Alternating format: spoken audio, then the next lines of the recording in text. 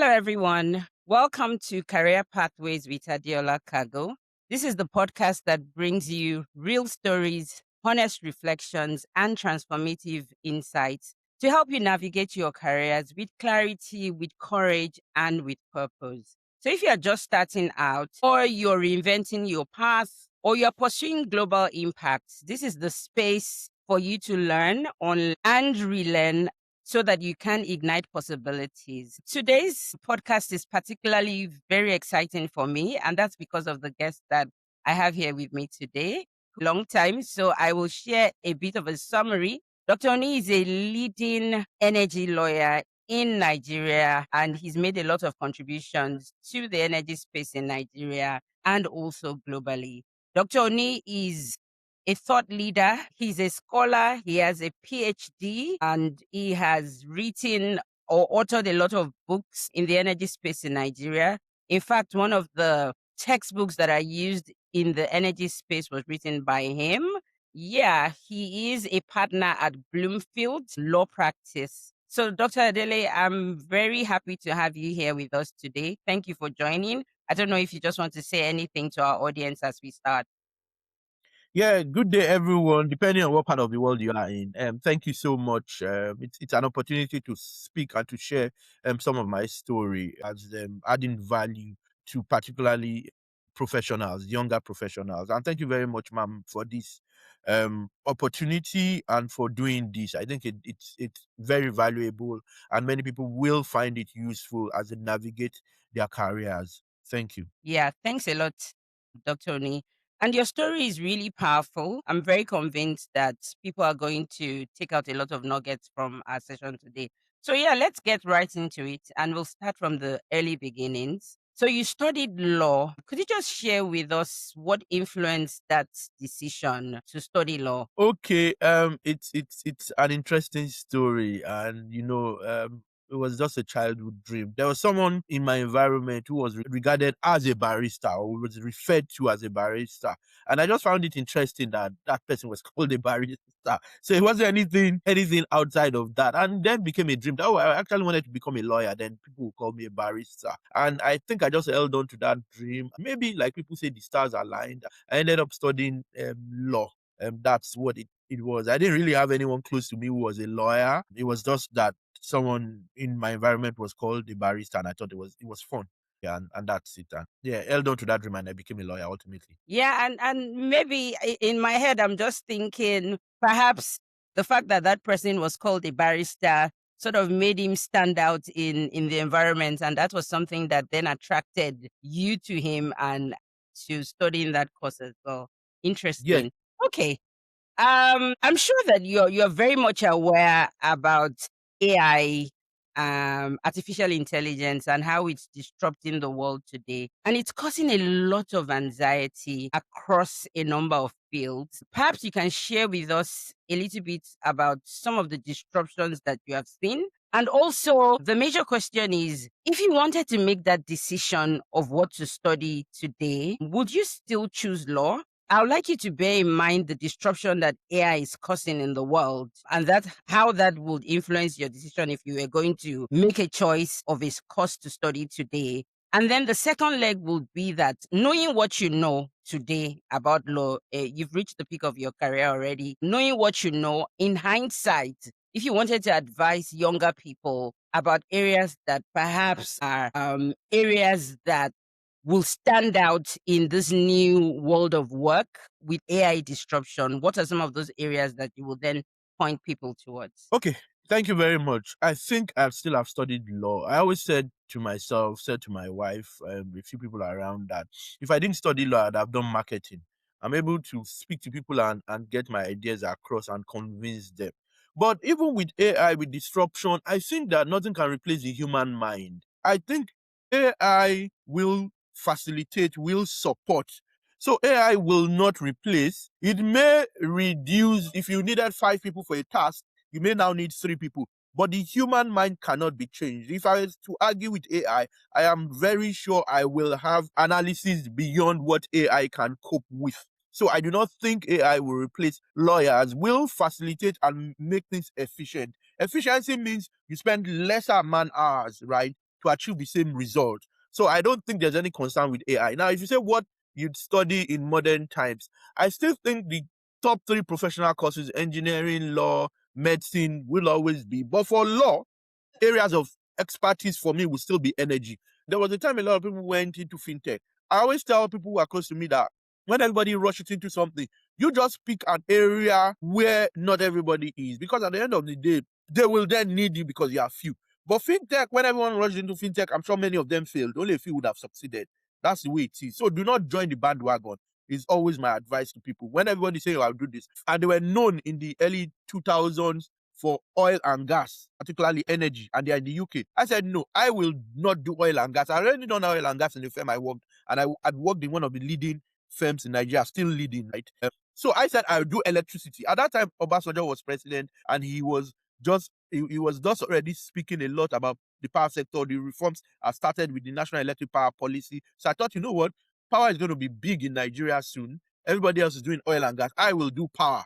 I already know oil and gas, so I do my master's in power and do a lot around power, whilst I also still do oil and gas. So be different. I said uniqueness is probably a better selling proposition than being a generalist or doing what everybody else is doing. Two, do not let AI scare you, but see it as a tool that will enhance your work and make your work more efficient. Some firms have already incorporated AI to what they do. I have incorporated AI personally to my work, and it makes it faster, more efficient, but doesn't replace the thought I need to put into it, right? AI is usually garbage in, garbage out, and there's some analysis. I think there are broadly two types. There's generative AI, and I can't remember what the other one is. But I don't think it will replace the human mind, right? Yeah, that's what I think, and I think law, medicine, engineering, even marketing and sales. Everywhere you go, even as a lawyer, you need to be able to market and sell. If you don't sell yourself, then you don't earn income. Doctors too, marketing and sale. Engineers, marketing and sale. And whatever profession you find yourself, see it as a business. If it's not a Yeah. business, or you don't consider it a business, then you do not make the sort of income you should make. You should have a charitable to whatever you do. At some point, as you make money, you should give back. Like, for example, I co-own a foundation with my wife, but I then still believe that I first need to make money to be able to take care of those who are supposed to be taken care of within the ambit of that foundation. Those are my thoughts. Yeah, thanks for those thoughts. And a few things jumped at me. And one of them, it was very comforting to hear that, professionals don't need to worry a lot about AI because it can't replace the human mind. That was quite comforting. And it was good to hear that what it will do is to make us more efficient. And so people should relax and use AI in their work. Something else that jumped at me is that you're still going to study law. And I particularly was interested in the part where you said that uniqueness matters. So people should look at areas where not the whole bandwagon is going, look for areas that you can carve your niche where not everyone is going to. And that's going to really make you unique in the market. Thanks for sharing those thoughts. During our earlier conversation, we had spoken a bit about your very early education, and you had spoken to me about the quality of the education that you had, particularly along the lines of communication and language. Because I think in those days, it was the Catholic sisters who were teaching at that time, and they really emphasized on good communication. Can you maybe share a bit with us about that? How has that affected or impacted how you show up today? Okay, thank you very much. I always say I'm of the view that your primary school and your secondary school are the most important education Mm, you will get. For secondary school, if your parents can afford it, go to a public university rather. But primary, secondary, go to the best you can get. I always say to people, even when Bloomfield became a partnership and I did join, we will hire the best we can afford, not necessarily the best in Nigeria, but the best we can afford. So same thing, primary, secondary school, go to the best you can afford because that's where you learn diction, understand tenses, are able to properly communicate. You don't say boys goes, it'll be boys go, girl goes, girls go, you jump. You'd be able to because many people are brilliant, but if they miss primary and secondary school, then foundationally there are challenges with their tenses, the way they speak. And I know a few people, brilliant, but they have those issues. So I always say primary and secondary school. And I'm always grateful to my dad and mom. My dad died, he'll be 3 years this year. And may so continue to rest in peace. But my mom is still alive. I'm always very grateful for very good primary and secondary school education. I attended Our Lady of Apostles private primary school where you had the Roman Catholic and sisters. Some of them taught us good English, math. Then secondary school, I attended international school, University of Lagos, popularly called ISL. In that time, I used to compete with the cases of this world, the QCs of this world, those top secondary schools. And I was a non-staff student, so we paid school fees, reasonable school fees. So I think it's very important. And then went to a public university, and that didn't have any adverse effect on my ability to speak, to communicate, to show up well and strong, right? But primary, secondary school for me are very foundational. University is professional learning, and you do a lot. Remember, university, you get lecturers come to lecture, not teach you. Yeah. They give you the basics, and then they expect you to undertake further research and learn more yourself. That's what university is. Someone to guide you. But in primary, secondary school, you are taught, right? Those things are inculcated.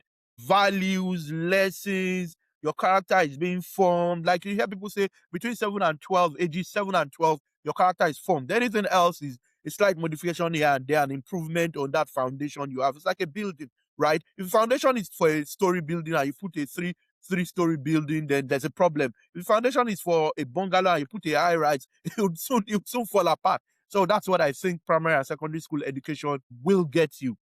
Spellings, pronunciations, right? You'll be PRONUN, not NOUN. I remember not winning a prize. I was second that year because I missed pronunciation because we had spellings in ONA then. And there was someone who got, I think 2020, I got a 19 because I missed the NUN. I wrote NOUN, right?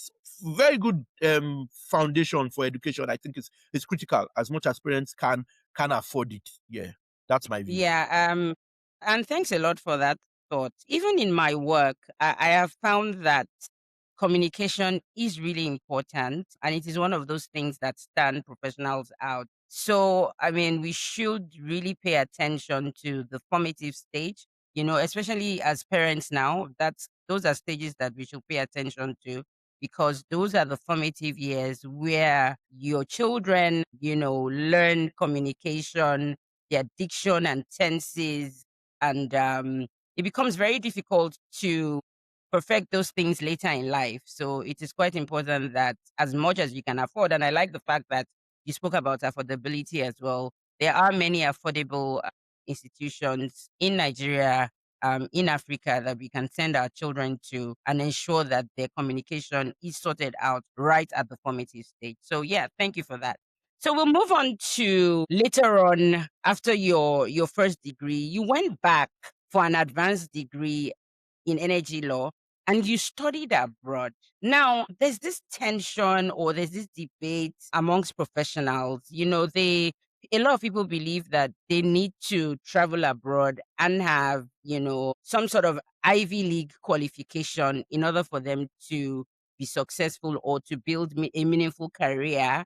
And so I want to ask you, having gone abroad and achieved, a qualification in energy law, has that brought you better opportunities? And for these professionals who are trying to decide whether they should study abroad or not, what are some of the things that you think that they should have clear in their minds before they make that decision? Okay, thank you. Very, very, very important question and an important decision to make. I'm of the view that it's easier for me to speak about it because I've then seen both. I've gone abroad, I've schooled in Nigeria. I think that the more important thing is to build your career very well, your experience, and be very, very, very important. Maybe the word invaluable where you are at work, right? Because if you are very important at work, it makes other things easy. Even if you school in Nigeria or school abroad, there are people at the top of their careers. Some of them I know, and I wouldn't mention names, studying in Unilag as we speak. Some did go to Unilag. Why? They didn't even have the luxury of time anymore to go abroad for a year. Not the money. So for me, the after your first degree, the career comes first.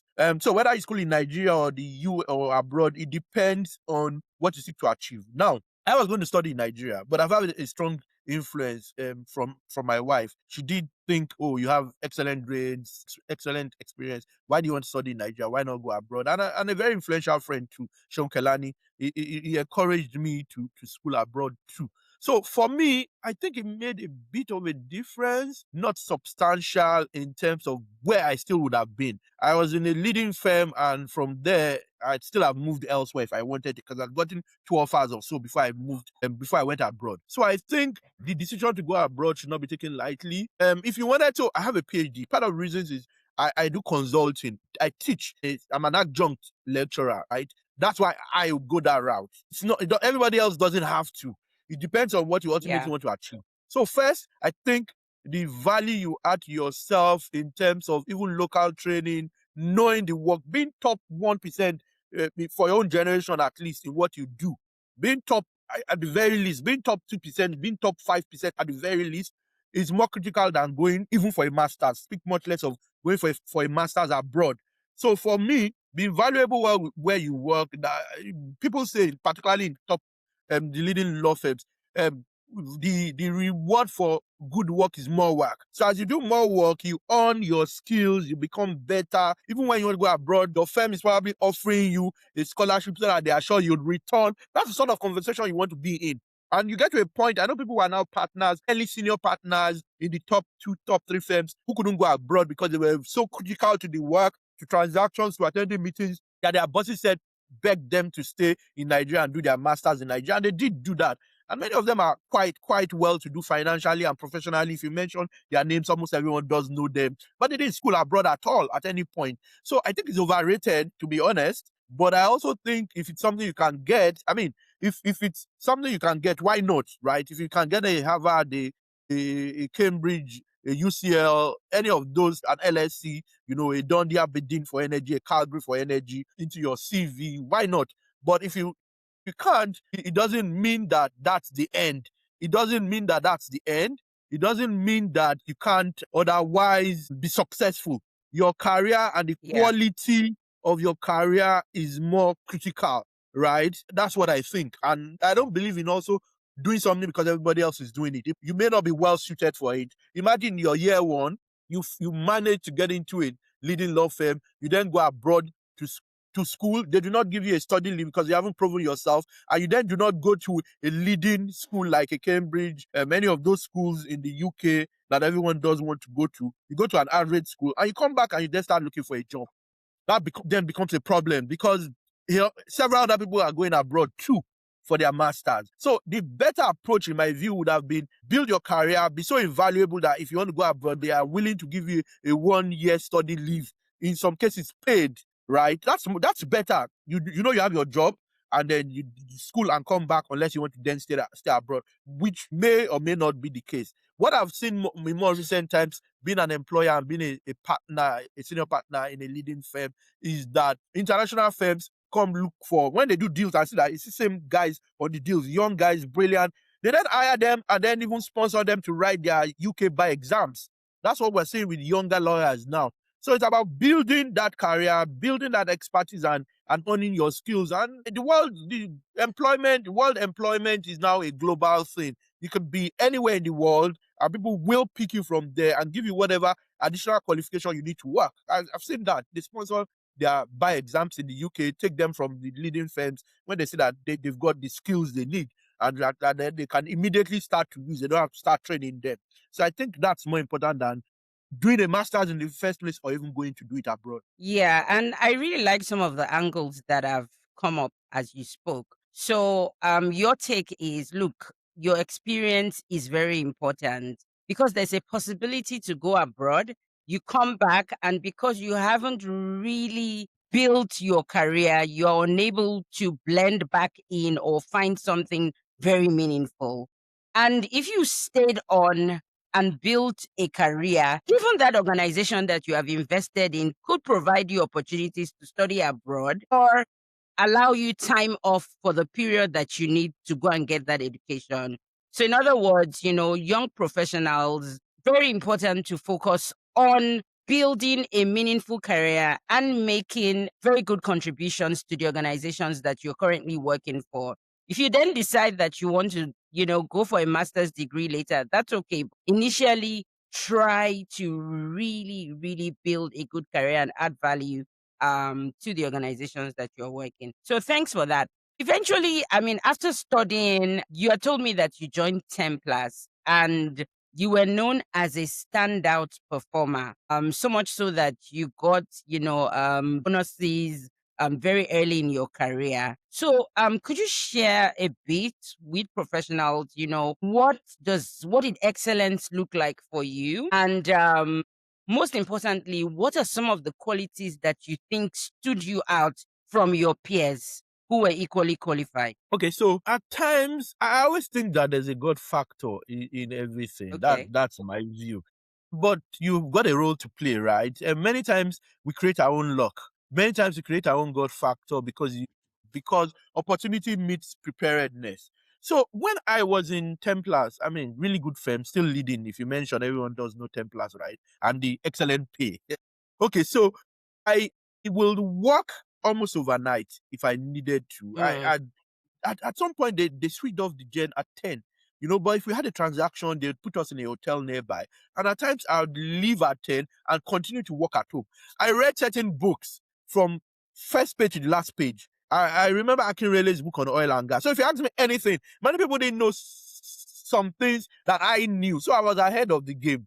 So if my supervising senior associate, subsequently partner, Ayokusami, who you may know, give me work, I come out with something really good. The issues here, there was quite a tough boss though. I mean, we're more friendly now. It was quite a tough, but it did help my career, right? It helped on my skills. And the lady who is currently the head of legal at the Upstream Commission, Olayemi, she was also my supervisor. So both of them did play substantial roles. So it was that if you did good work, it meant there was going to be more work, and it made it easier for me to earn my skills. If you gave me work, I'd never say no. I'd never have an excuse. If it meant not sleeping, I think your first 5 years are critical, right? In those first 5 years, if it meant not sleeping, now that I'm more established, I look at some of the opinions I wrote there then and what I write now, and the difference isn't substantial. And I'm like, wow, in 2-3 years. So it was time. If you read, and I read a lot of books, I think it's not the tipping point. I read a book that one written that said 10,000 hours, you become an expert. I've forgotten his yeah. name now. I've read a lot of these books, Tipping Point, David and Goliath. I read a lot of his books. I can't remember his name now.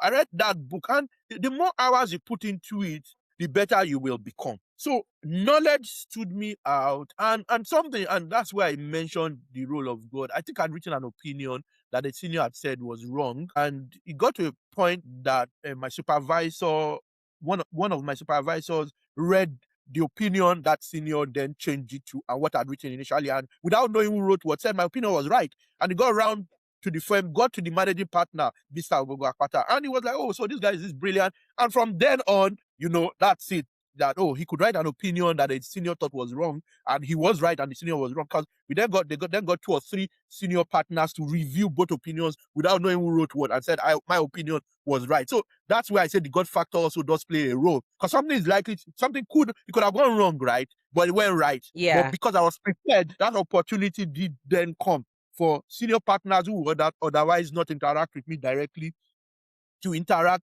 and to think I was very brilliant. And that then meant more and more opportunities started to come, and I then began to earn my skills. I hadn't gone for my master's. So that's why I say the master's thing, I think it's good, but I also at times think it could be overrated depending on where you stand and what you seek to achieve. So I think the God factor with the stars aligning, but the opportunity found me prepared, right? If I Yeah. wasn't prepared and I'd written a written a wrong opinion, then we wouldn't have been having that conversation then. And my managing partner wouldn't say, "Oh, any oil and gas opinion, just let Ayodele look at it. Let's get his perspective." You can imagine your managing partner telling other senior lawyers that if you want to send out any oil and gas opinion, let's just get Ayodele's perspective. That speaks volume, right? And that meant in my first year, just finishing NYSC, I think I joined them mid-year or something. And I always say I think got a million in Wow. 2006, 2007, after for working for maybe 4 months. Shows value, right? When the So, dollar I was mean, 50 naira or something. Yeah. Please go on, ma'am. Yeah, yeah. So some of the things I'm hearing, for you it was hard work. You worked very hard. You read voraciously, and that made you a standout performer. So it looks to me like, look, there's no substitute for hard work. You need to put in the work if you want to be in the top 1%. And for you, you were willing at that time to put in the work. You did it, and I mean, you could see the results almost immediately. But I mean, I think you've always been a brilliant person. And it links to the next question that I'm going to ask you. So you appear to me to be someone who has been brilliant all along. I remember during our conversations, we spoke about how your results were exceptional and things along those lines. But there are professionals who may not feel exceptional or they feel disadvantaged. Are there practical steps that people who are not as brilliant or as exceptional can take to improve the quality of their work and their impact? Thank you very much. Very important question, because I've heard the debate around people not being born equal. Certain people are talented, others are average. I think that additional hard work always closes the gap. I don't know. I'm sure you've heard this, that hard work beats talent when talent does not work hard. I've seen that Hmm. in reality. I've had seniors that I thought senior A was much more brilliant, but senior B always came up with better results. So it just means, unfortunately, that you'd have to put in more time. So if you took someone who was talented 2 hours, you may need 10 hours, but you'll find the 10 hours. That's one. I think research, science, and technology, that's the way the people do bone marrow transplants now. And I understand, I haven't seen it directly, but I hear that an SS could become an AA or an AS. You could do a lot. I think science and technology play a more critical role now, such that if you research, you'd find ways you can bypass certain challenges, or you can improve what you do. I haven't had to do that, but I know. But I've also seen people who I think half as brilliant as someone else, who are achieving the same results because they work Wow. twice, thrice as hard at that as that person. So I think time, the way they say time is a healer, time is also a facilitator. The way it can heal is the way it can also facilitate. You may be very upset with someone, but after a while, you've analyzed, you're like, okay, maybe this guy has also done this and this and this. So maybe it's not so bad. Maybe he thought this, and you make excuses, right? With time, you do. Initially, you're upset, you want to kill them. If you're cool, same way, if there's a gap between you in terms of capacity, natural capacity or ability, you can bridge that gap with time. If they are spending 2 hours and you are spending 10 hours, you may even outperform them, because usually hard work does outperform talent if talent doesn't work hard. Usually, and I always use the comparison, this analogy. My view, Messi. I think Messi is probably twice as talented as Ronaldo, but they have almost the same result, right? When it comes to football, and there'll always be a debate who's better. I think Messi is naturally better, but I prefer Ronaldo, right? Until maybe recently, and issues around indiscipline and all of that. But I think that time plays a critical role. Yeah, and thank you for that perspective. And I believe that it will be comforting to a lot of people. The fact that if you are average, you can still have a meaningful career. It's about bridging the gap. And again, hard work comes out again. If those brilliant people are putting in 1 hour, then it means that you have to put in additional hours in order for you to bridge the gap. Yeah, so it just looks like there's no substitute for hard work. You have to put in the work and you will see the results. Plus, you also said that the examples that you've seen. You know people who are brilliant, but people who are average, and they are delivering the same output because they identified their gaps and they decided to put in the work. So yeah, that's very comforting. Yeah. So now we're moving into the area of specialization and career strategy. For professionals, there's sometimes the argument or the debate around, do I remain broad as as a generalist, or do I deepen my knowledge and then become a specialist in an area? For you, you specialized in energy law. You did that also early. How did you know that going that route or that depth is the right strategy for you? Okay.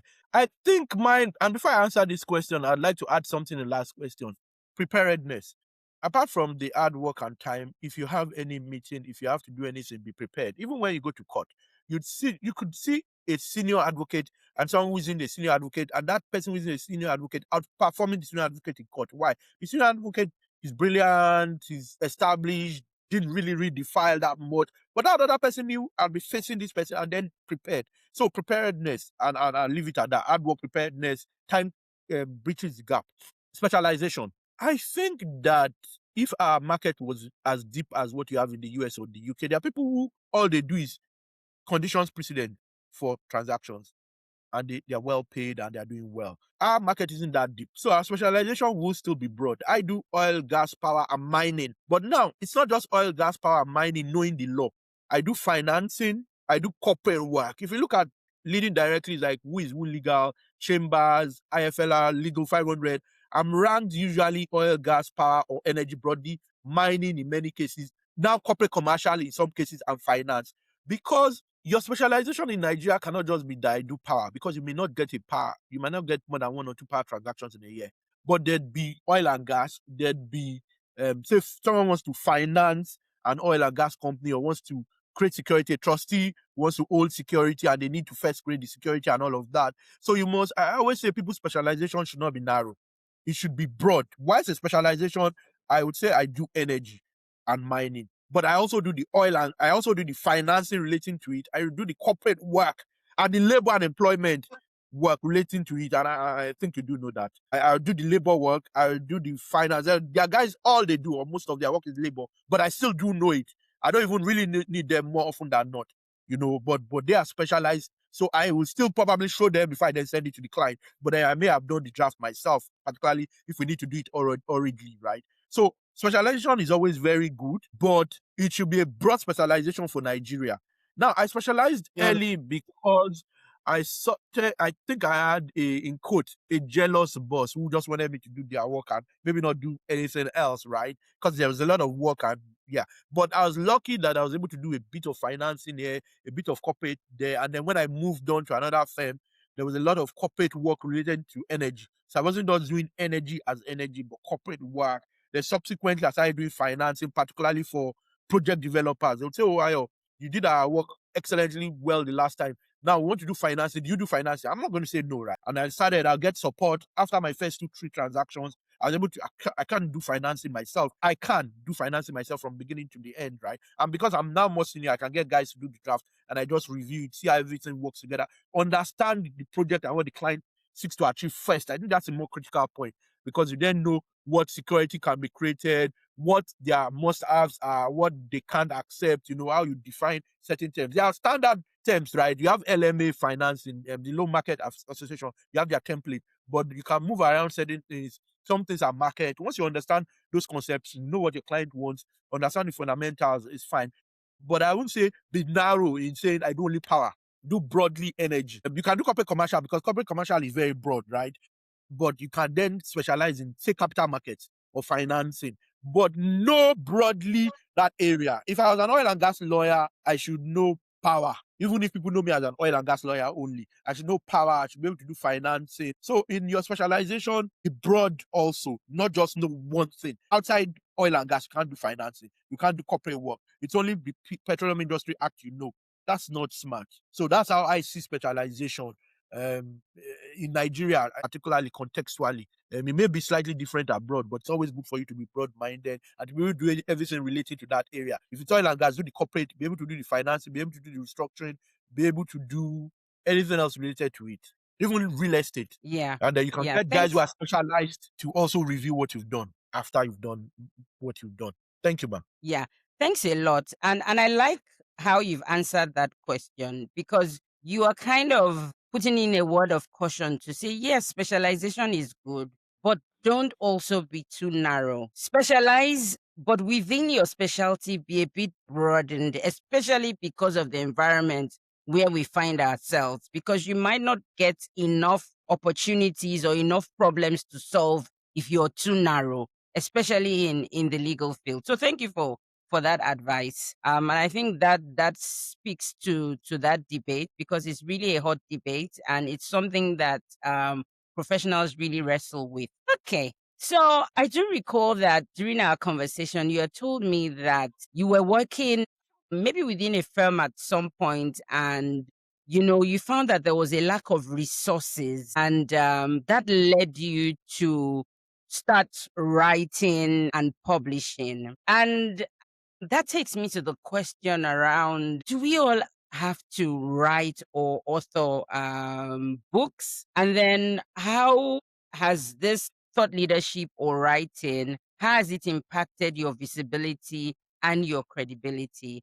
And for those who may not maybe be gifted in writing or don't even like to write, how else can they establish themselves as thought leaders? Very good question. I started to write very early, I think from secondary school. I just enjoyed writing. I think that writing makes you read, and people will say readers are leaders. It's good to read. If you don't read, then you don't learn. Yeah, there are other options like what Mm, we're doing now, and more and more people are doing that, right? I write less than I used to write 3, 4 years ago, and I do more webinars and all of that. But it then means I have to read so that I'm not giving wrong information, right? So if you don't write, you can do webinars. But if you want to, if you want to be heard and seen and you want your business to have some form of visibility starting from you, you have to do something that people will see. Whether you're writing, whether you're doing webinars, whatever it is you're doing, you have to do something. Otherwise, I think that I'm not necessarily the best oil and gas lawyer, but I probably get more work than some people who are better than I am in my area because I'm more visible. So visibility, I think, is important. How you do it is that person's cup of tea. But you could. There's more than one option, right? There's writing and there's webinars. That's one thing. And there's even TV appearances, right? I've gotten client transactions. People who saw me on TV and said, "Oh, I made a lot of sense relating to a particular issue which they are dealing with." I've written and writing. I did do an important opinion, I think around 2013 when I was going to give birth, when my wife was going to give birth to our second child, and I needed money. Someone reached out to me from one of the leading international companies in the world that they had an issue, had written an article that addressed that issue, but not completely. And they wanted me to write an opinion, and they were willing to pay me £4,000 at that time. You can imagine. And all I needed was around 3,000 Canadian dollars. They were willing to give me £4,000, or was it 10,000? I think it was £4,000, which was almost times three what I needed, because what I needed was Canadian, right? Or times four of what I needed. So I think that it's good to be visible if you want. Some people want to be at the background doing the work, which is good, but you could do both. I do a lot of work and I'm also visible. Seeing me on TV doesn't mean when I've done some work this morning. Seeing me on TV doesn't mean I don't grind. It just means I need more time. It means I have less sleep. I yeah. have less time to do other things, right?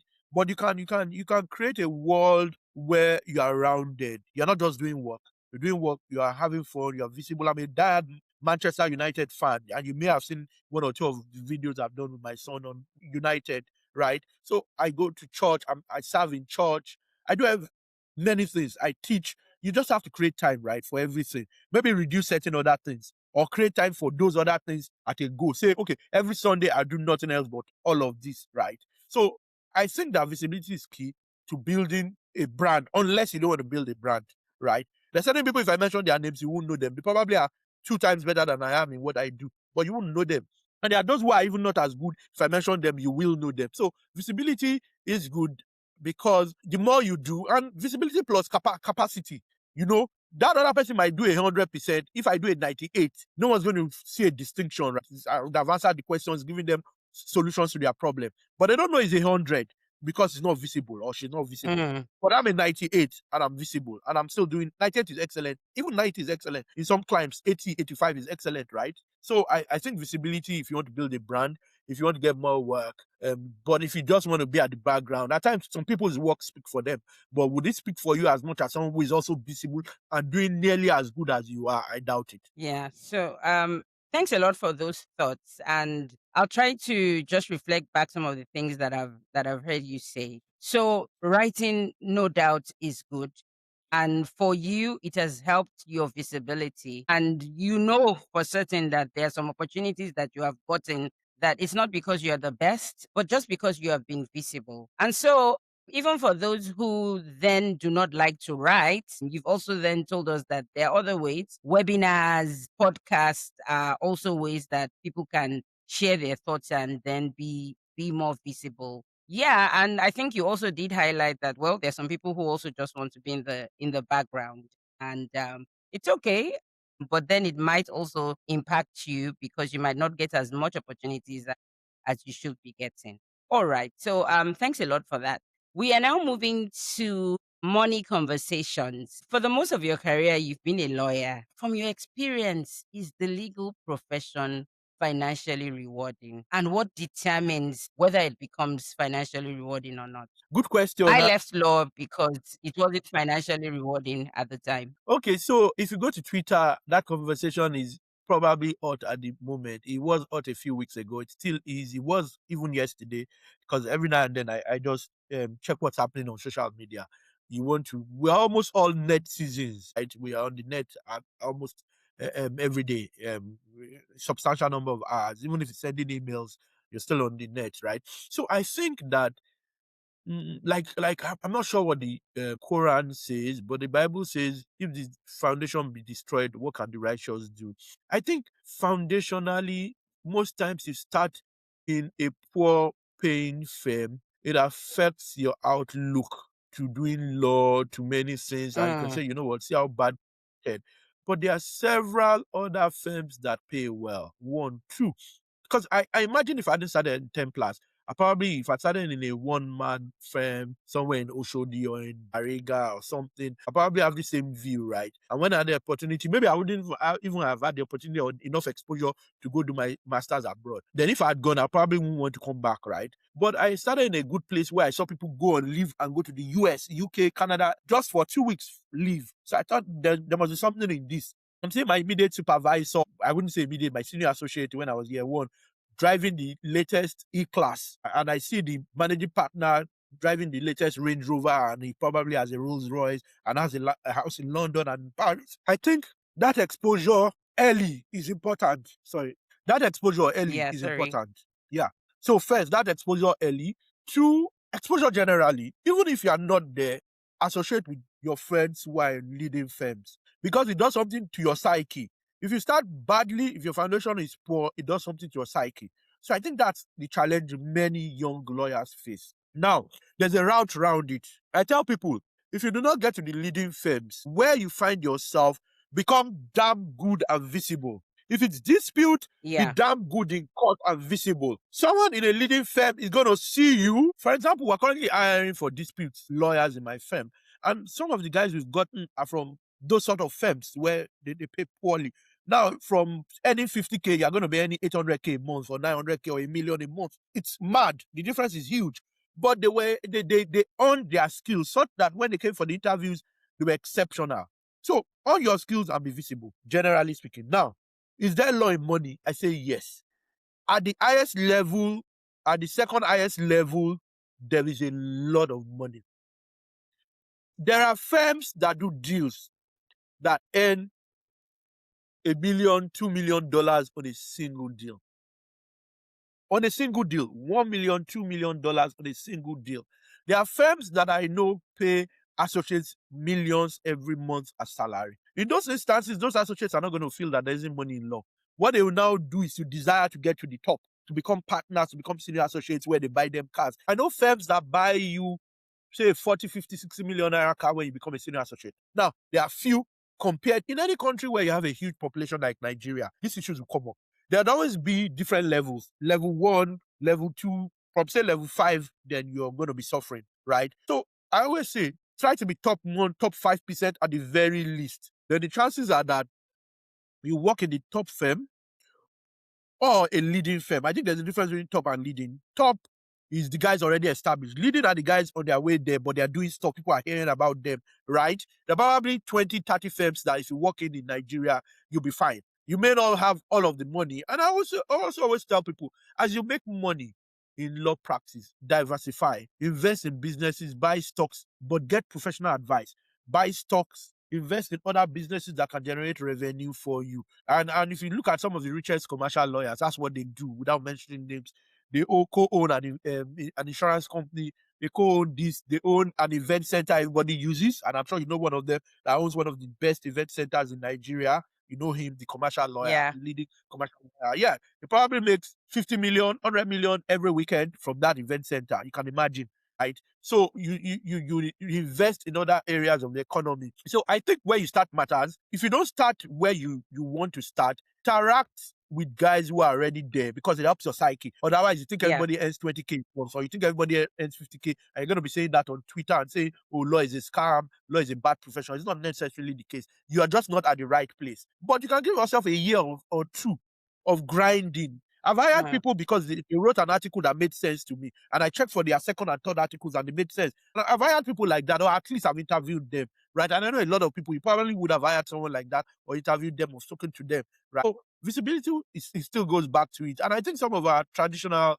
sayings in our custom in Africa are now getting outdated. Like, oh, when you're doing well, don't let people know. All of those things are outdated because the world, everyone is a netizen now. Even my mom will say certain things, and I'll be like, wow, how did she know? Because she saw it on the internet, right? So I think that there's money in law. If you do it as a business, your foundation is critical. Otherwise, you may have a poverty mentality. Even if you start badly, you can help your mindset with the people you surround yourself with. Also have a strategy to get into the top. You may grind, particularly where you have average or poor grades. It may become more problematic for you and more difficult for you to get to the top, but it can be done.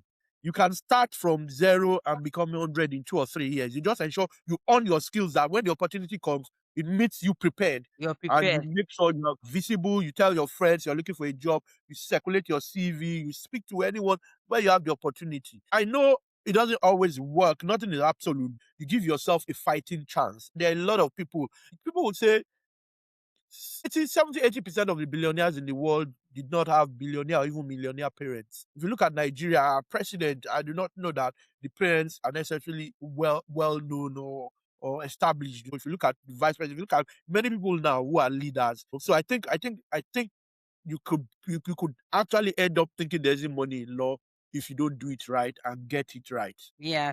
Thanks, Dr. Oni. I really love the way you answered that question. I love the fact that you said that your foundation could affect your outlook. And, very important for those who did not get or good opportunities in the beginning to still associate themselves with those who got opportunities to work in the big firms and then to really grind so that their work is out there and the lawyers who are doing well can find them out. And I think overall, you are saying to us that the legal profession is financially rewarding. It can be financially rewarding. So thanks a lot for that. You've also started to speak about the next question that I was going to ask, which is on diversification. But I think I'll just take it along another angle, which is, you had spoken about diversification as we were speaking now.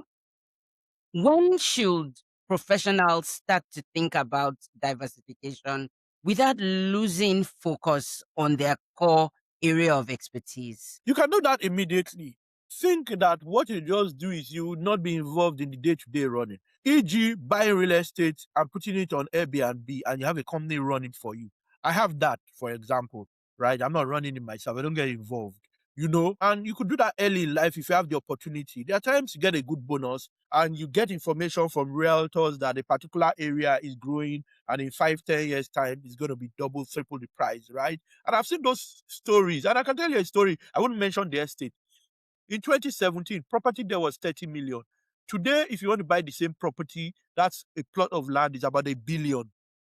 Between 2017 and today, it's about 1 billion. 920 million was the last when someone wanted to sell their plot. When I saw it on the WhatsApp group, 920 million from 30 million in 2017, 2016, 2015, right? So, but you can buy it and just keep it. So I think you can start immediately. But those that will then involve your being personally part of it day to day, it'll be where you are much established, because so that it doesn't impact your ability to do your work.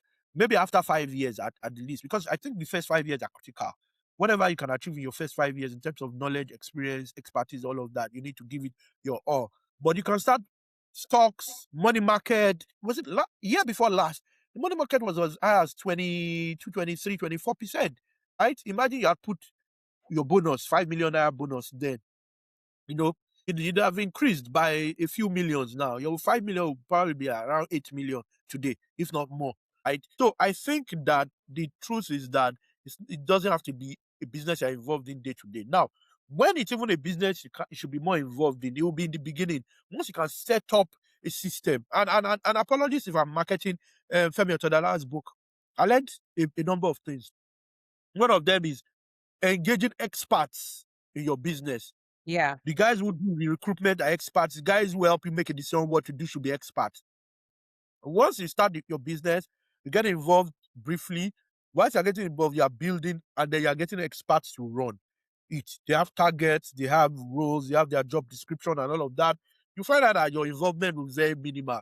I have probably involved in 5, 6 other businesses, and my involvement is quite minimal, right? Law is primarily what I do. Other things are interest, and they don't really make much money apart from the other businesses. And I don't get involved day to day unless there's a big decision to be made, a strategic move or something. So I think when you first start off, it could be stocks, it could be money market, it could be real estate where you're not directly involved.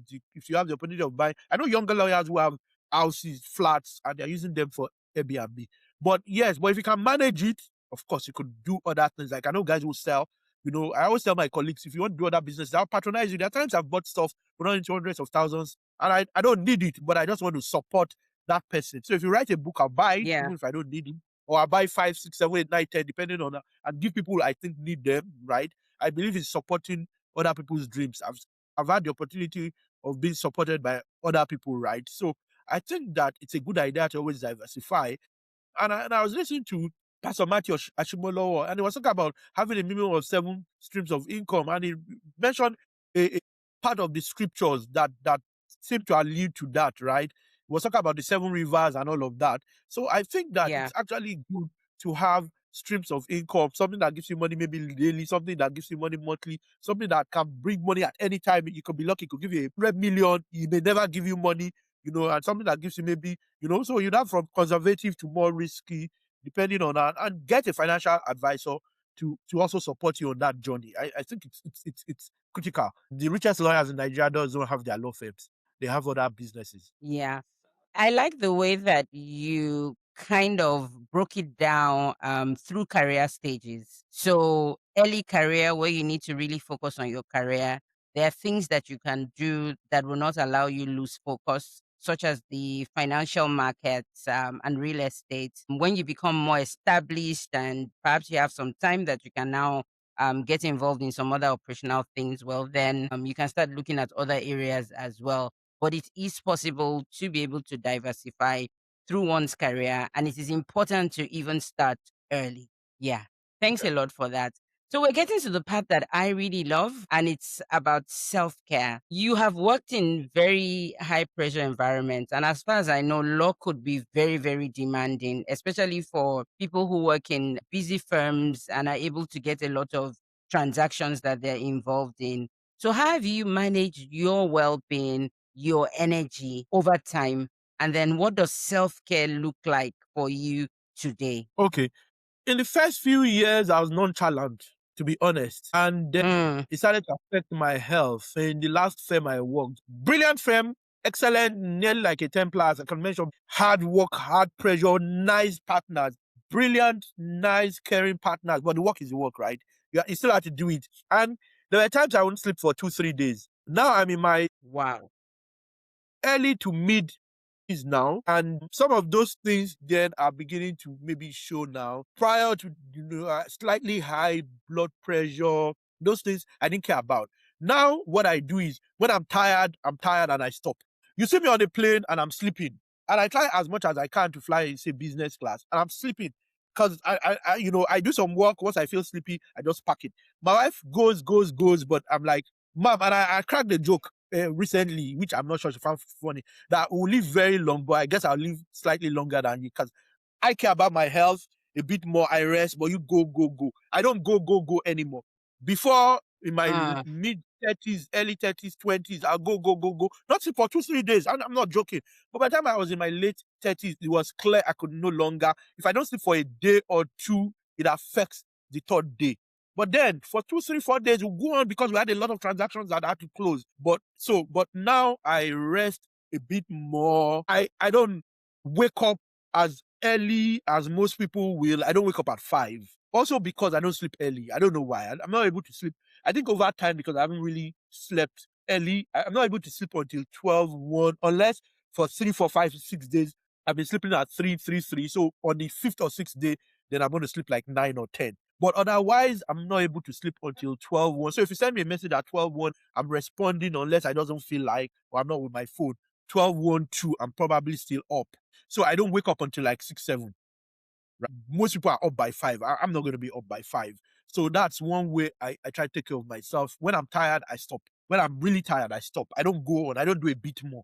But maybe I have the staying power. That's why I'll be up till 2. Then I believe I shouldn't. I don't even keep beards. It's just because I'm currently traveling until early next week when I'm back in town. So I've not and it's cold where I am. So I've not had chance. I like to take care of you every weekend. I go to the barber shop maybe twice a week.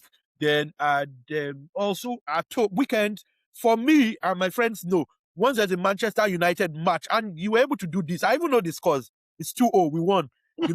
I would not trade a United match for almost anything else. But I mean, this is very important, and you're someone who's been kind to me, very kind to me in the past, and it'd only be fair to do this. Otherwise, I'd have told you. I might not tell you because you want to be emotionally intelligent. I won't tell you it's football I want to watch, but you won't catch me at this time. So I'm relaxed. I have a good relationship with my wife and my kids, my son in particular. We discuss football. We discuss like friends. When I need to be hard, I'm hard. But otherwise, life is easy for me, easy going. I'm easy going. I don't take so many things to heart. I forgive. I get upset and I move on. I don't really hold men. So I think also beyond your physical health, your mental, psychological health are also very important. So psychologically, I Yeah, don't have baggages. I don't keep malice. I move on. I may now say, okay, this person is not really my friend, but doesn't mean I'll keep malice, right? I then know, right? But I don't keep malice. I don't hold stuff to heart. I move on. If my wife is upset about something, even if I think I'm right, I'll say I'm sorry. I'm a human, so at times I'm just, but more often than not. So those things also help. I think that mental and psychological baggages cause more physical harm than people realize. And I think many people who have critical illness, absolutely. the mental and the psychological thing that then had a build up and led to that. So that's one way I take of myself. I don't keep hold any baggage. And then I like to give. So that it gives me joy when I give to people, when I help, you know. And then I generally I like cars, right? I do what I like. I like Mm, cars. I like cars. If I do, I mean, I have the latest S class. I have the latest GLS. I just bought an electric vehicle. I have a Range Rover. I like cars, so I spend money on cars. So I spend money on what I like. So that also makes me happy. I like to travel. I hate flying, but I like travel. I mean, locally, maybe I hate flying, but generally, I like to travel. If you say, "Oh, I am having my 50th birthday," and you give me enough notice. For example, I'm in Toronto attending someone's 50th birthday, right?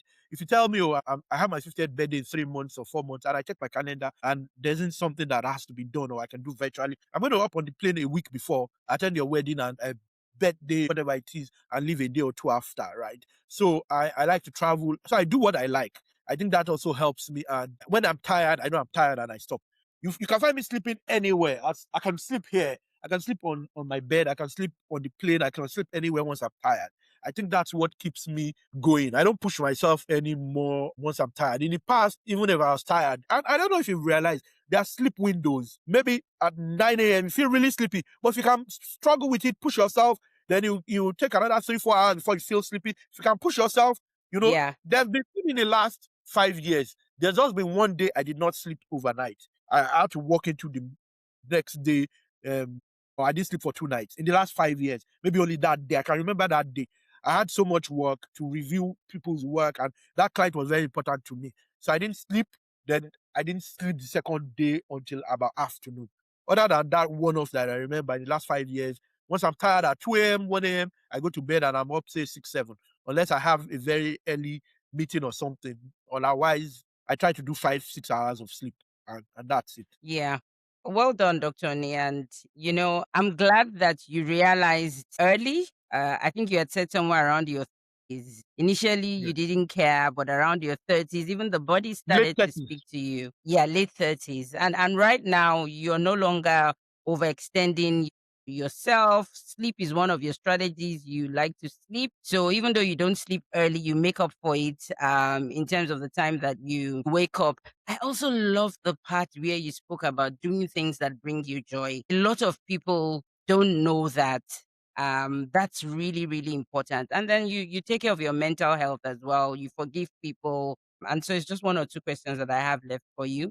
And if you look back at your career, which by the way has been absolutely amazing, started in law, you have diversified, you co own your own energy company, you sell luxury vehicles. What single decision would you say has had the most impact on your career? Okay, I'll say two things. The wife I married, who I dated and married, and writing a book at the time I did write that book. Maybe three, and then Mm. joining tech as a first firm I worked. Joining I think that Templars? foundation, yes, that was the first firm I Okay. worked. I think the first place you work Yeah. is foundational and is important. It helped my perspective to law practice and that you could be successful. Writing the book, the first book I wrote at the time I wrote it, because people then began to notice me, and that is more 90% plus it, 10% negative. Then they thought I was just a power lawyer, but they knew I was a lawyer and I was an expert in an area to start with. So I started to get a lot of work and a lot of recognition.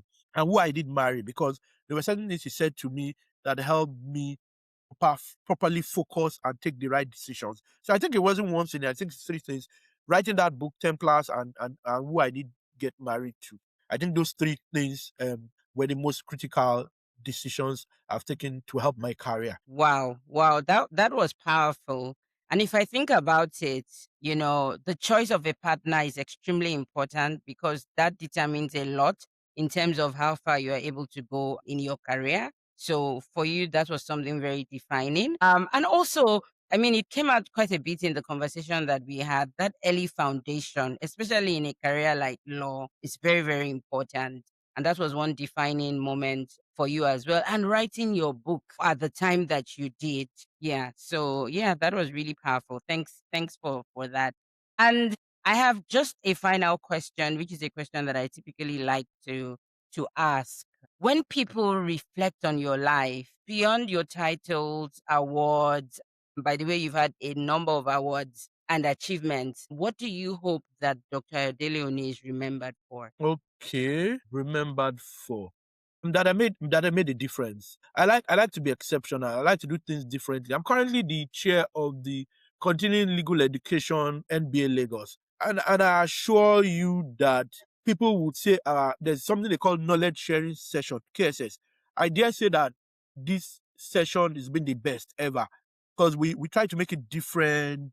We brought a silk from a wealthy home, and a silk who came from a not so we called it Nepo and Lapo baby. So the way I try to integrate AI is the way I try to integrate what younger people want to hear, what's new in town, right? We did do a quiz the last time, and where people won 100, was it a million? People won 1 million naira in total, right? So I like to be different. So I want people to see me as someone who was different in an interesting way, and I like to rub off positively on people when they meet me for the first time. So that's what I'd like to be remembered for being different in an interesting way, and for being maybe a great lawyer, one of the best known energy lawyers of his time. I mean, and that's critical from a professional standpoint. From a family standpoint, a great father and a great husband. Otherwise, not perfect by any means, but that's it. Yeah, thanks a lot, Dr. Oni. What a journey. What an amazing and very intentional career that you've had, and it's turned out really well. So we're now at the end of the podcast, and I have thoroughly enjoyed my conversation with you. I strongly believe that our viewers are also going to learn a thing or two from this conversation. So until next time, everyone, goodbye. And do not forget to like and subscribe and share this if you have, enjoyed the session today and learned a thing or two. So bye bye. Yeah. Thank you very much.